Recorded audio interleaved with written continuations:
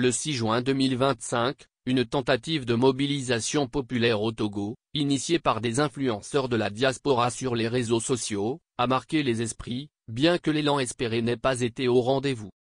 Cette manifestation, visant à réclamer la libération de l'artiste Ameron, arrêté pour ses critiques du régime sur TikTok, et à exiger de meilleures conditions de vie, s'est heurtée à un faible engouement.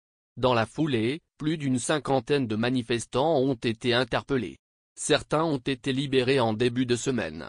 Mais dans un pays où l'espace civique est sévèrement restreint, certains observateurs estiment que cet événement est un déclic, un premier signal de réveil citoyen. La peur et le manque d'organisation. Interrogé par nos confrères de la Deutsche Welle, Paul Amegangpo, président de l'Institut Tamberma pour la gouvernance, pointe du doigt la peur de la répression policière comme frein majeur à la mobilisation du 6 juin dernier. C'est la peur de la répression policière, mais il va sans dire que la peur ne saurait expliquer cette faible mobilisation des Togolais dans les rues. Il souligne également un manque d'organisation, les manifestations pacifiques exigent une organisation structurée. Le Togolais lambda ne s'était pas suffisamment approprié le mot d'ordre, même si le ras-le-bol exprimé a été largement partagé.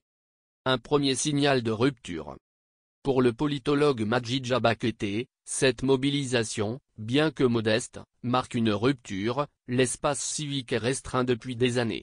Les Togolais sont conscients qu'il y aura toujours une répression, mais ils sont arrivés à un moment où ils ne peuvent plus s'empêcher de s'exprimer. Ils voient dans le 6 juin un test pour des mouvements futurs, les Togolais comprennent que s'ils ne revendiquent pas, ils risquent d'être laissés à eux-mêmes. Les gens sont conscients qu'il y aura répression, mais ils vont sortir.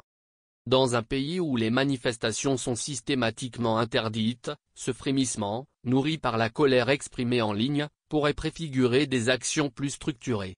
La faible mobilisation du 6 juin reflète les défis d'unité et d'organisation, mais témoigne d'une prise de conscience croissante.